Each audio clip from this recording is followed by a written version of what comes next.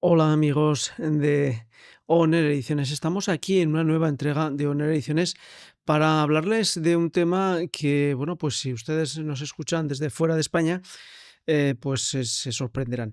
También es cierto que al final de este vídeo vamos a poner los dos documentos que vamos a comentar.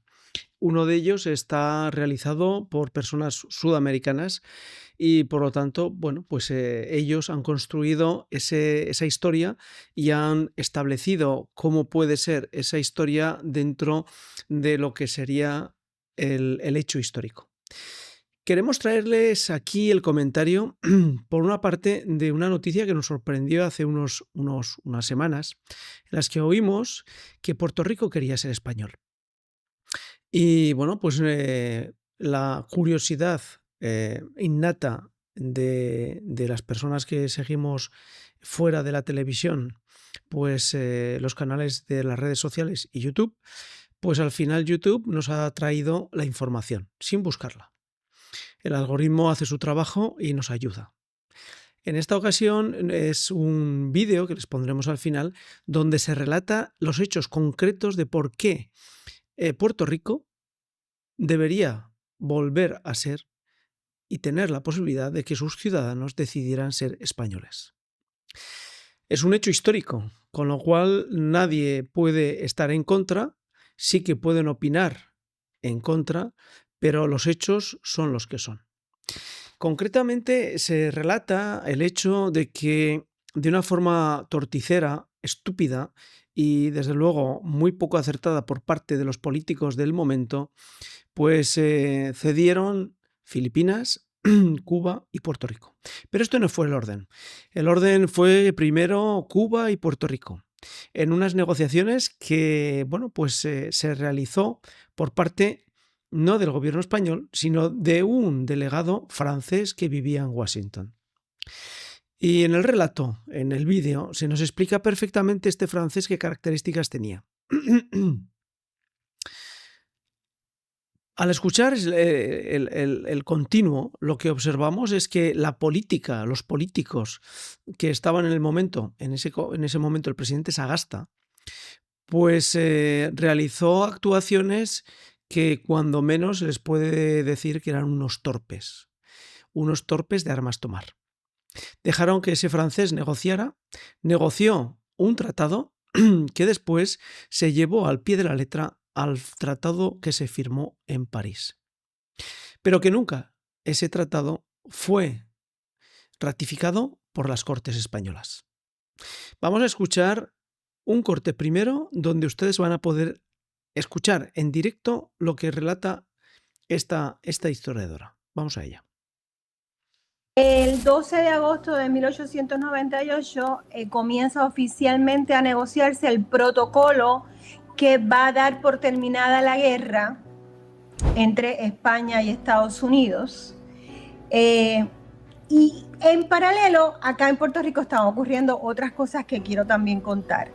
El gobierno de Práxedes Mateo Sagasta es un gobierno que se había caracterizado en todos los años, es un gobierno que se turnaba al poder con los conservadores de Cánovas del Castillo, fue un vendepatria, como bien dice Javier de la Torre, y ellos estaban apostando más a conservar las colonias que tenían en África, sobre todo Marruecos, y a proteger las Islas Canarias. Y también estaban mirando en dos vías, ¿no? Alianzas europeístas, estaban mirando a Francia y estaban mirando a Alemania. Aquí está el germen de la Primera Guerra Mundial. Bien, ya lo han oído, pero además de esto, ahora les vamos a poner el corte donde se especifica que cuando se arrebataron Cuba y Puerto Rico a España, no solamente Estados Unidos decidió quedarse con Cuba y Puerto Rico, sino que además decidió que España tenía que ceder Filipinas. Había un pago de 20 millones de dólares que se realizarían por la compra de Filipinas, que ese pago, ya les adelanto, que la historiadora que nos relata el tema, nunca llegaron a las arcas públicas españolas. 20 millones. Pero no solamente fue eso, sino que además los españoles tuvieron que algo más. Les dejamos con el corte. Sino también la venta de Filipinas, que no había sido ni siquiera vista por los parlamentos, pero también, ¿qué ocurre aquí? Que el pueblo español asume en ese tratado, asume las deudas millonarias que tenían Cuba y Filipinas. Y el artículo 55 también hablaba de que cuando se les fuera a obligar a los españoles, tenía que haber una ley especial previa. Y aún así, pues la firman, ¿no? Con ese Tratado de París, no solo Puerto Rico pasa a manos del Congreso de Estados Unidos, sino que los españoles que vivían en el 98, sus hijos y sus nietos, tuvieron que pagar esas deudas millonarias sin que pasara por el Parlamento. Bien, ya lo he oído. No solamente se quedaron con Filipinas, en teoría por un pago de 20 millones, pero es que además España tenía que pagar la deuda filipina y también la deuda cubana y la deuda de Puerto Rico. Que los españoles, en los presupuestos sucesivos desde 1898, tuvieron que pagar religiosamente a los Estados Unidos. Estados Unidos, en una política de finales del siglo XIX totalmente imperialista, donde veían Sudamérica como el patio de atrás de Estados Unidos. Y tomaron la primera carta a Cuba, la segunda a Puerto Rico, la tercera a Filipinas. Estados Unidos estaba en el momento en el que comenzaba su imperialismo que no colonialismo. Y España estaba más centrada en llegar a acuerdos internacionales con Europa y mantener, como ha dicho la historiadora, mantener las colonias en África. Pero vamos a escuchar lo que relata, que es sorprendente, porque desde el punto de vista legal, Puerto Rico nunca pasó por las Cortes españolas, con lo cual el gobierno y el pueblo español nunca llegaron a determinar el acuerdo definitivo que Estados Unidos se arrogaba con el Tratado de París, que llegó con un documento escrito desde Washington con un francés que ni sabía hablar inglés. Vamos con el corte.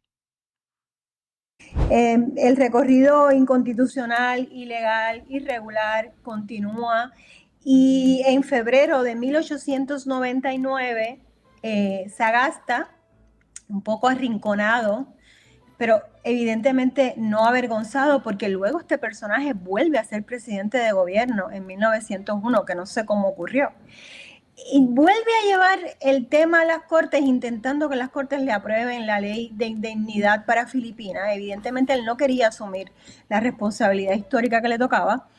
Y el Senado lo aprueba, pero el Congreso no se lo aprueba, gracias al voto de los conservadores y de algunos disidentes del Partido Liberal fusionista. Entonces, sencillamente Sagasta lo que hace es lo que hacen muchos políticos cuando quieren zafarse del marrón, y sencillamente renuncia al puesto, entrega sus posiciones ante la reina regente y claro, la reina convoca un gabinete que esta vez conservador y se convocan elecciones. Cuando se convocan elecciones, yo que estuve revisando los periódicos de España todos los días, incluso unos periódicos muy críticos con el gobierno, como era El País, toda la atención se dirige a las elecciones y se olvida del tema del tratado.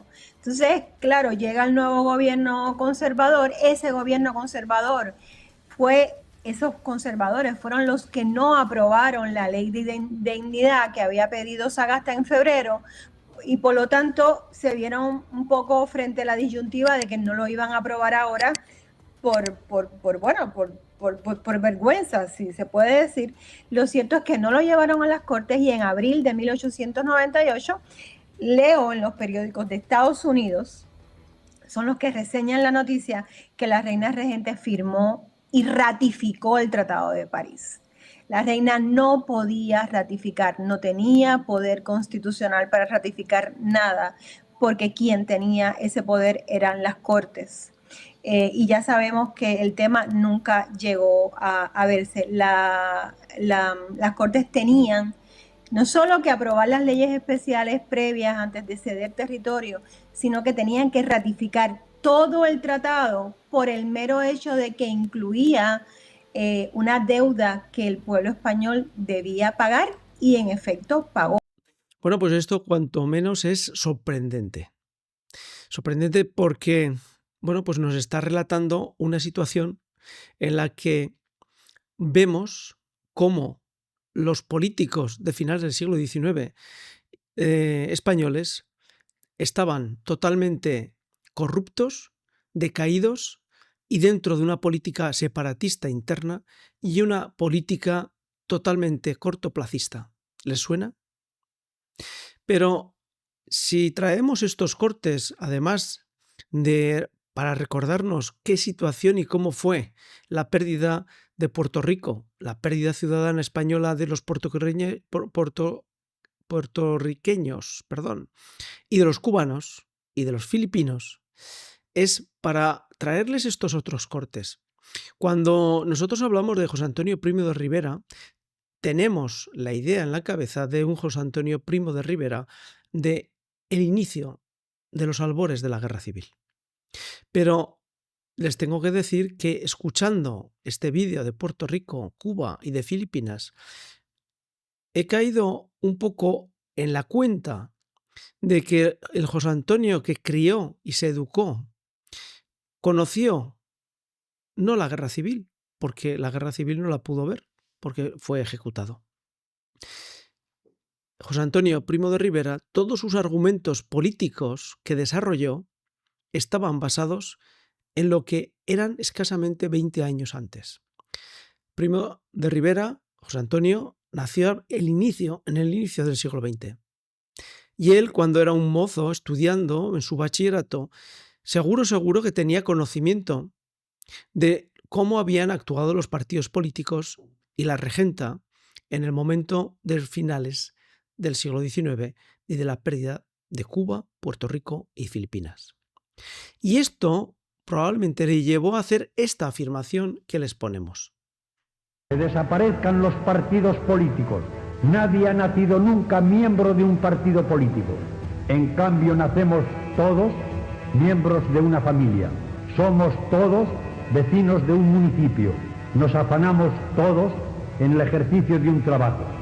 Pues si estas son nuestras unidades naturales, si la familia y el municipio y la corporación es en lo que de veras vivimos, ¿para qué necesitamos el instrumento intermediario y pernicioso de los partidos políticos que para unirnos en grupos artificiales empiezan por desunirnos en nuestras realidades auténticas?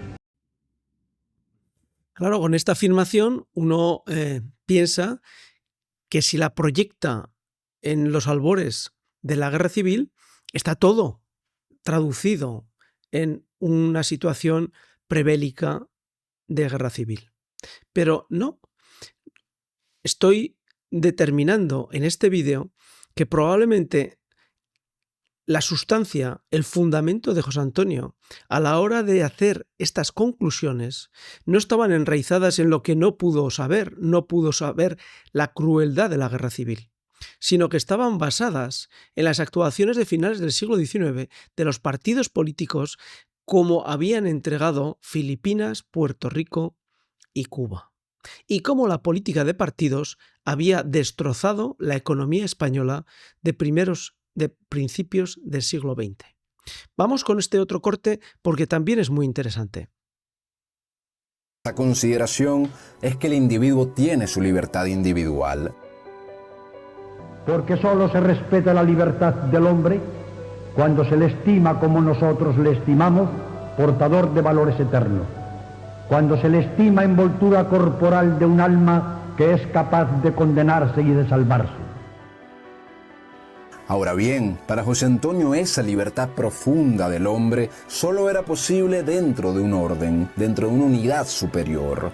Es la patria, la comunidad natural, donde el hombre realiza su destino individual y colectivo.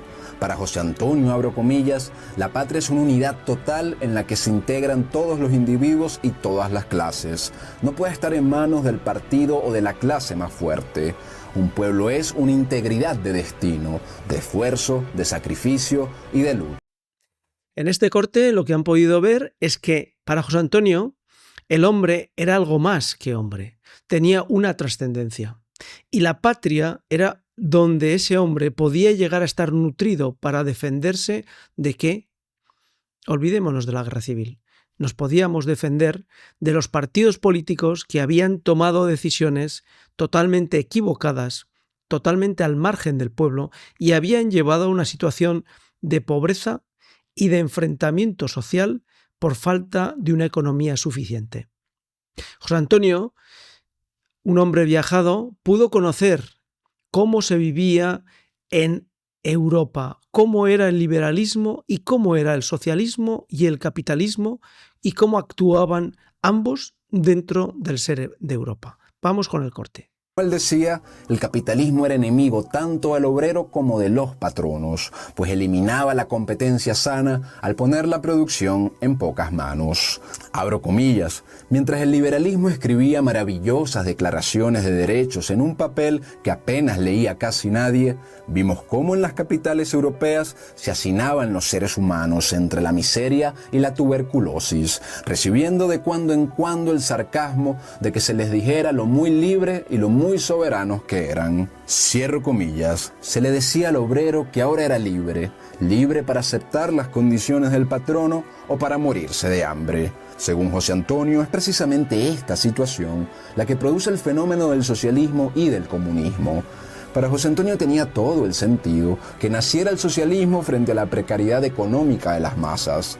Bien, ya han visto, ya han podido comprobar que José Antonio Primo de Rivera bebió probablemente mucho más de los acontecimientos de finales del siglo XIX y con la entrega de Cuba, Puerto Rico y Filipinas, y de ver cómo los partidos políticos habían endeudado totalmente a las clases trabajadoras y a la sociedad española durante la primera y segunda década del siglo XX, y de tal forma que se habían visto abocados a una situación dramática económicamente, porque además debemos recordar que se juntó con la situación de la Primera Guerra Mundial, que evidentemente España no entró, porque sus posibilidades económicas eran insuficientes para poder tomar bando y poder posicionarse. Eso, lejos de ayudar a la economía, le dio simplemente una situación de tregua a la sociedad española. Pero debemos recordar que los partidos políticos de finales del siglo XIX entregaron Cuba y Puerto Rico de forma ilegal y de forma totalmente torticera con respecto a las leyes vigentes y a la soberanía del pueblo. Porque no olviden que en el vídeo lo dicen, la regenta, la reina, no podía firmar ningún tratado, ni de acuerdo ni no. Las posibilidades de la firma estaban solamente en la Cámara, en el Congreso. Así que, bueno, pues les dejamos al final de este pequeño vídeo el resultado de lo que es la historia y que debemos intentar construir con argumentos. Debemos intentar construir con argumentos todos los relatos que escuchamos y oímos, porque no es nada tan sencillo como lo que parece y debemos intentar permanentemente tener el argumento correcto para la opinión correcta. Hasta aquí en esta entrega, en este pequeño comentario sobre cómo se entregó Puerto Rico, Cuba y Filipinas. Hasta la siguiente. Gracias por seguirnos, gracias por estar ahí y recuerden, el argumento es tan valioso como el relato. Hasta la siguiente. Chao.